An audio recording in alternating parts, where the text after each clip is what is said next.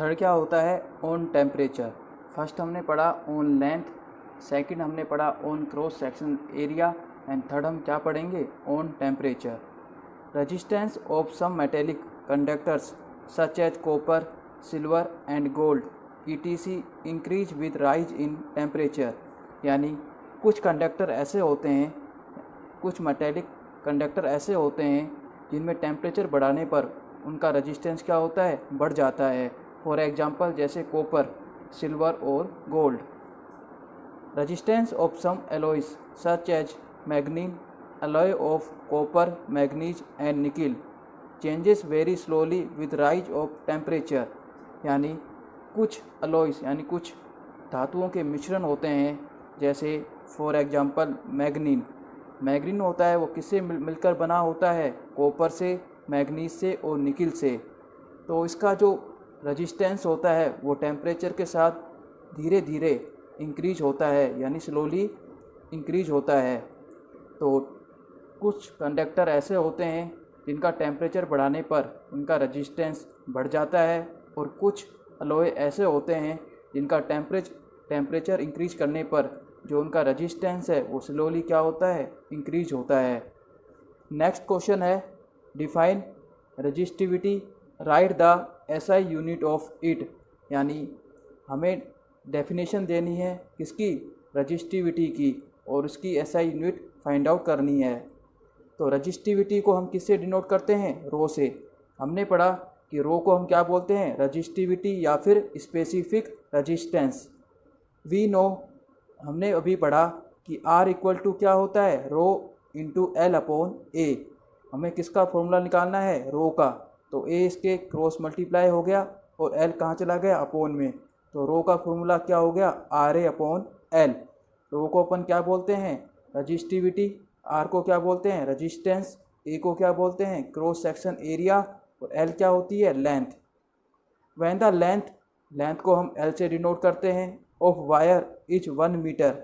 यानी किसी वायर की लेंथ जब 1 मीटर हो जाए, and it's cross sectional area, और उसका क्रॉस सेक्शनल एरिया क्या हो जाए 1 metre square, then its resistivity will be equal to its resistance. यानी किसी भी वायर की अगर लेंथ 1 मीटर हो जाए और उसका cross section area 1 metre square हो जाए, तो उसकी जो रजिस्टिविटी होगी वो किसके इक्वल हो जाएगी, रजिस्टेंस से। तो L की वैल्यू क्या हो गई 1 मीटर, A की वैल्यू क्या हो गई 1 मीटर स्क्वायर। तो रो का फॉर्मूला क्या था, RA अपॉन L। रो को हमने रो रहने दिया, R को R रहने दिया, A की जगह क्या रख दिया 1 और L की जगह क्या रख दिया 1। तो रो इक्वल टू क्या हो गया, R हो गया। यानी जो रजिस्टिविटी आई वो किसके इक्वल आ गई, रजिस्टेंस के। और रजिस्टिविटी यानी रो की यूनिट होती है वो क्या होती है, ओम इंटू मीटर, जैसा कि अभी हमने पढ़ा। तो जो रजिस्टिविटी होती है वो किसके इक्वल आ गई, रजिस्टेंस के। कब आएगी, जब लेंथ 1 मीटर हो जाए और एरिया क्या हो जाए 1 मीटर स्क्वायर, और इसकी यूनिट क्या आ जाएगी, ohm into metre. The metal and alloys has very low resistivity in the range of 10 to power -8 to 10 to power -6 ohm into metre. यानी कुछ मेटल और अलॉयज होते हैं जिनकी रजिस्टिविटी क्या होती है, बहुत ही लो होती है।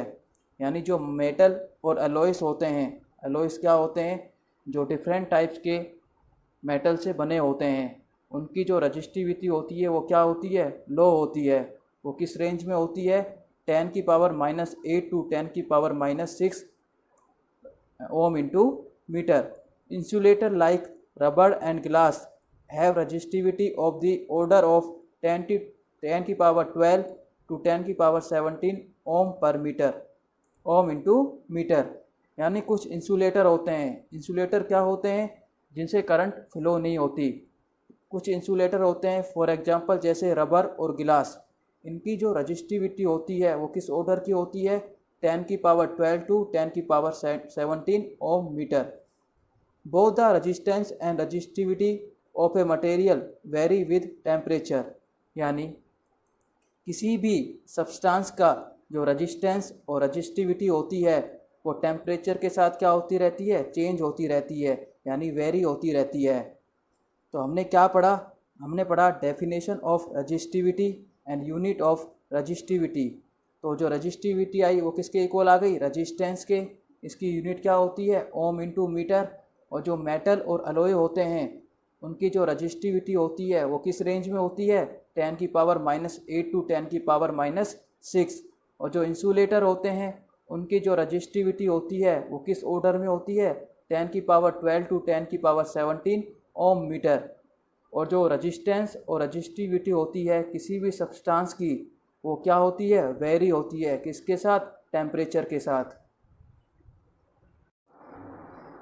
Next, tungsten is used for filaments of electric bulbs whereas copper and aluminium generally used for electrical transmission line। यानी जो टंगस्टन होता है वो किस में यूज होता है, जो इलेक्ट्रिक बल्ब होते हैं जो हम घरों में लगाते हैं उनमें जो फिलामेंट होता है, यानी बल्ब के अंदर जो छोटी सी वायर होती है वो किसकी बनी होती है, टंगस्टन की बनी होती है। जबकि जो कॉपर और एल्युमिनियम है उसका यूज कहाँ करते हैं, इलेक्ट्रिकल ट्रांसमिशंस लाइन बनाने में। अब कुछ इम्पोर्टेंट पॉइंट्स हैं।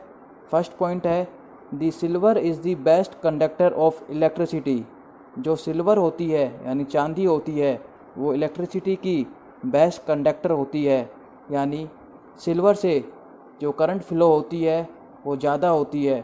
तो सिल्वर है वो इलेक्ट्रिसिटी का एक अच्छा कंडक्टर है। सेकंड है the resistance of mercury becomes 0 at 4.2 kelvin. यानी जो मरकरी धातु है उसकी जो रेजिस्टेंस है वो क्या हो जाता है, 0 हो जाता है। किस टेम्परेचर पर, 4.2 केल्विन। के का मतलब क्या है, केल्विन। अब हम करेंगे न्यूमेरिकल। फर्स्ट क्वेश्चन है a wire whose length is L and area of cross section is capital A has a resistance of 4 ohm. Question में कह रहा है कि एक वायर है जिसकी लेंथ क्या है, स्मॉल l, और उसका क्रॉस सेक्शन एरिया क्या है, कैपिटल A, और उसका रेजिस्टेंस क्या है, 4 ohm. What would be the resistance of another wire of the same material having length L/2 and area of cross section is 2 ampere. Question में कह रहा है कि एक वायर है जिसकी लेंथ क्या है, small l, cross section area क्या है, कैपिटल A, और उसका रेजिस्टेंस क्या है, 4 ओम। अब एक दूसरी वायर है जो सेम मटेरियल की बनी हुई है, उसकी लेंथ क्या है, स्मॉल l/2, और एरिया क्या है, 2a, उसका एरिया क्या है, 2a। तो उसका हम सॉल्यूशन करते हैं। तो जो फर्स्ट वायर है, फर्स्ट वायर क्या थी, जिसकी लेंथ क्या गिवन है, L = स्मॉल l दी हुई है, और एरिया क्या दे रखा है, कैपिटल A = कैपिटल A दे रखा है। और जो रेजिस्टेंस है फर्स्ट वायर का उसको हमने किसे डिनोट किया, R1 से, और उसकी वैल्यू क्या दे रखी है, 4 ओम। तो हमने फॉर्मूला पढ़ा है रेजिस्टेंस का कि R = रो इंटू L/A। तो R को हमने क्या लिख दिया, R1, क्योंकि हमने जो फर्स्ट वायर का रेजिस्टेंस है उसको किससे डिनोट किया है, R1 से। तो R1 की वैल्यू क्या है, 4 ओम। रो का रो रख दिया। L की वैल्यू क्या है, स्मॉल l, और A की वैल्यू क्या है, कैपिटल A। तो ये हमारे पास क्या आ गई, equation first. Now for second wire. जो सेकंड वायर है जो सेम मटेरियल की बनी हुई है उसकी लेंथ क्या गिवन है, L/2, एरिया क्या गिवन है, 2a, और हमें क्या निकालना है, उसका रेजिस्टेंस निकालना है, जिसको हमने R2 से डिनोट कर दिया, यानी R2 की वैल्यू फाइंड आउट करनी है। तो हमें पता है R का फॉर्मूला क्या होता है, रो इंटू L/A। यहाँ पर हमने R को किसे डिनोट किया, R2 से, क्योंकि ये किसका रेजिस्टेंस है, सेकंड वायर का। तो R2 = rho into L/A। R2 की वैल्यू हमें फाइंड आउट करनी है। रो को हमने रो रहने दिया, L की जगह क्या रख दिया, स्मॉल l/2, क्योंकि जो लेंथ दे रखी है वो क्या दे रखी है, स्मॉल l/2, और A क्या दे रखा है, यानी एरिया 2a, तो A की जगह क्या रख दिया, 2a। जब हम इसको सोल्व करेंगे तो हमारे पास क्या आएगा, R2 = रो इंटू L/4a। तो हमने इसको क्या लिख दिया, R2 को R2 रहने दिया, 1/4 को हमने आगे लिख दिया और क्या लिख दिया, रो इंटू एल अपॉन ए, यानी जो 1/4 है उसको हमने आगे लिख दिया और रो इंटू एल अपॉन ए लिख दिया। फ्रॉम इक्वेशन 1 से जो रो इंटू एल अपॉन ए है, रो इंटू एल अपॉन ए है, इसकी वैल्यू क्या गिवन है, 4 ओम। तो हमने इसकी जगह क्या रख दिया, 4 ओम, यानी R2 को तो R2 रहने दिया, 1/4 को 1/4 रहने दिया।